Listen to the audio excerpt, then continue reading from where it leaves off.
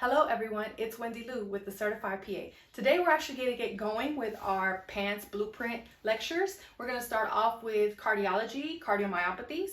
Before that though, can you please make sure that you watch my How to Study for the PANCE video that I made for you all. It's right before this one. I can actually put the link below for you all. It'll show you how to use your EORs and notability to get organized. You want to make sure you have a plan, okay? All right, let's get going. So there's three kinds: dilated, restrictive, hypertrophic.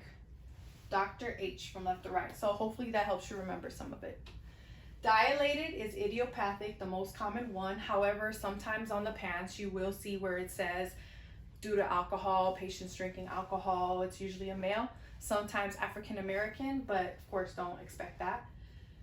What's happening here is that it is a systolic type of disease because the left ventricle, which is usually what pushes out, right? Systolic pushing, is just not strong enough. It's floppy, it's not effective. Because of that, the symptom that we'll see is a decreased ejection fraction. So what happens is that the heart is just not efficient enough to push the blood with enough force to get it into the tissues such as our brain, our legs, our other limbs.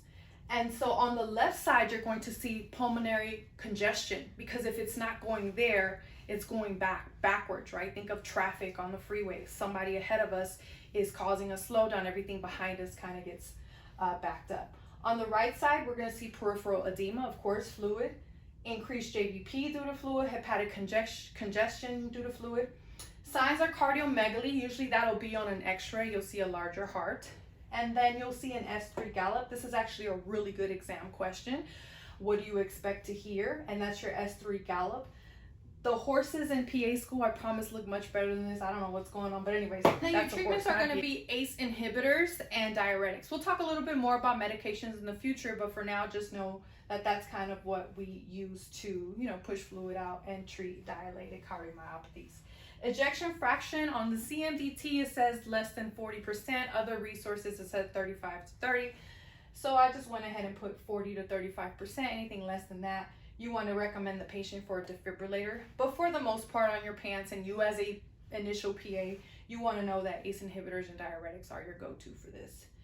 Something you want to know as well is another condition that performs like a dilated cardiomyopathy, and that's Takotsubo. Takotsubo, I actually saw on an exam, and what happens is that you have a apical left ventricular ballooning. So it's just basically that part of the heart is just getting bigger, and it kind of behaves like a floppy ventricle, okay? And this happens due to emotional stress. So look for the patient maybe having a recent death, something just, really emotional and impactful. And so they call this the broken heart syndrome because of that. And I think Carrie Fisher or her mom, one of them died, and they said that they died of Takotsubo. So if you're a Star Wars fan, there you go. The next one is restrictive. Restrictive is actually right-sided, and so this is a diastolic cardiomyopathy. What's happening here is think of, I don't know, red reps, right-sided reps. So when you are doing your bicep curls, that muscle is just getting really big. And of course, heart is muscle, right? Myocytes. And so that one's getting really, really big. It can still contract, but it's just kind of stiff and bulky. Picture like a weightlifter that has to run, they have a little bit more of a hard time. And so what we see here is it's happening in males, and specifically in people who have amyloidosis, sarcoidosis. It's just that constriction that's being caused because of this. So cystic fibrosis patients, look for that on your PANCE exam. Look for that patient on the question. Symptoms are not really too many. You have tachyarrhythmias, of course. Think about the turnaround you would have in a cardiomyopathy where that muscle is really, really stiff, okay? So tachyarrhythmias. Signs are going to be your Kussmaul sign. If you've heard of that before, it's because it's actually related to constrictive pericarditis. And what's happening here is that you have this Kussmaul sign that is because there's a backflow from the right side of the heart being kind of backed up, kind of like we did over here on this side. And so if that's being backed up, then when you inspire, you have like this increased JVP due to inspiration, where it should be the other way around. And so what we want to do here is just kind of treat the tachyarrhythmia or any other sign that the patient might exhibit, right? So they're not really any specific medications here. What I do remember also seeing as a question was that we want to rule out what? And we want to rule out pericarditis. So just remember Kuhl's sign, restrictive cardiomyopathy, as well as pericarditis, and that's why we want to rule that out, right? With hypertrophic, what's happening here is because it's a genetic myocyte dysfunction. So because of that, this heart is going to basically look like a thick septum, and it's just not going to relax. It's not going to allow the heart to fill appropriately and to get that tissue out. So basically the same thing's happening here, just different ways. This is also a diastolic cardiomyopathy, although most of the time it's left ventricular, okay? So I want you to take a look at that. So this one is systolic, this one's diastolic, and this one's diastolic, okay? And so dyspnea is usually the initial presentation or the initial complaint. However, it's very common for us to never even know, and the patient just dies on the field. Having said that, younger patients are usually who we see this in because it's a genetic type of dysfunction. So we usually know early on. Most people, when they have heart conditions, genetic conditions, they've been diagnosed early on and they're very well aware of it. So they'll come into the clinic and you think you know something as a new PA and they already know everything about their disease. So like I said before, syncope, death, those are common symptoms.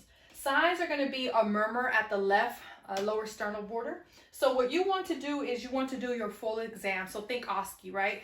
Lay them down, Valsalva, hand grip forward, all of that good stuff, right? So in pediatrics, I have a lot of sports physicals that come in, and I base my physical exam mostly on the heart because this is what we're trying to rule out, because we're trying to avoid this, right?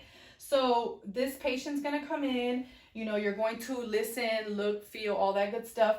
But you want to listen for a loud S4, or you want to listen to something that kind of sounds like a mitral regurg, okay? It's also a crescendo, decrescendo, systolic type of murmur.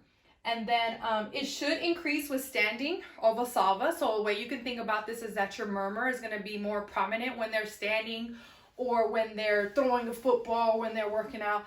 And then they won't feel good, so they'll go down and they'll squat, and that'll decrease the murmur. So if that helps you a little bit on the exam, that's basically what happens. Just remember that S3 here, S4 here, okay?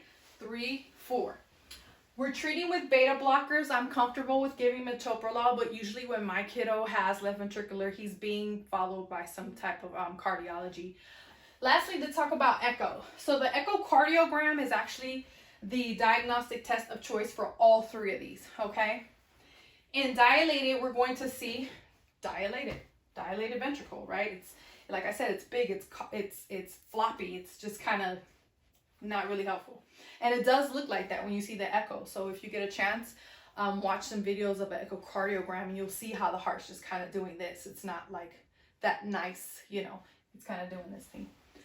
For your restrictive, you're seeing the ventricles that are non-dilated. However, your atria are dilated. Why are they dilated? Because this is diastolic, right? This is a right side. And so the atria are the ones that are kind of receiving, whether receiving from the lungs or from the vena cava, they're receiving the blood. And so they're dilated, they're overwhelmed, right? They're just kind of like, oh my God, help us out here. So you'll see that they're really big. And the ventricles are just hanging out like, we're fine, you know? Nothing's going on over here. And then your echo on your hypertrophic, you're going to see a left ventricular hypertrophy. So you're going to actually see either the septum is really big or the left side of the ventricle wall is really thick. Either one, maybe both, but what will happen is that you'll see the actual space inside of the ventricle. So when you have your heart, you'll see that this space here is very tiny. So when there's not a lot of blood there, there's not a lot of blood to go to the atria, and there's not a lot of blood to go up into the body, right? And so just as a reminder, on an EKG, you could do a clinical EKG, and that's when you'll see left ventricular hypertrophy signs. And so that's your over 35 millimeters, 7 boxes in V1 through V5. So that's it for my review on PANCE Blueprint Cardiology Cardiomyopathies. I hope this was helpful for you. Please make sure you subscribe, like, comment, share so you don't miss any videos. I'm going to step to the side. Feel free to screenshot this screen and we'll see each other soon, okay? Now we're going to see a decreased injection fraction. Injection, not injection. Nope, not injection, ejection. And it's actually 95% of the patients will see not 95% of the patients will see. Turn it down, close the door, I'm trying to record.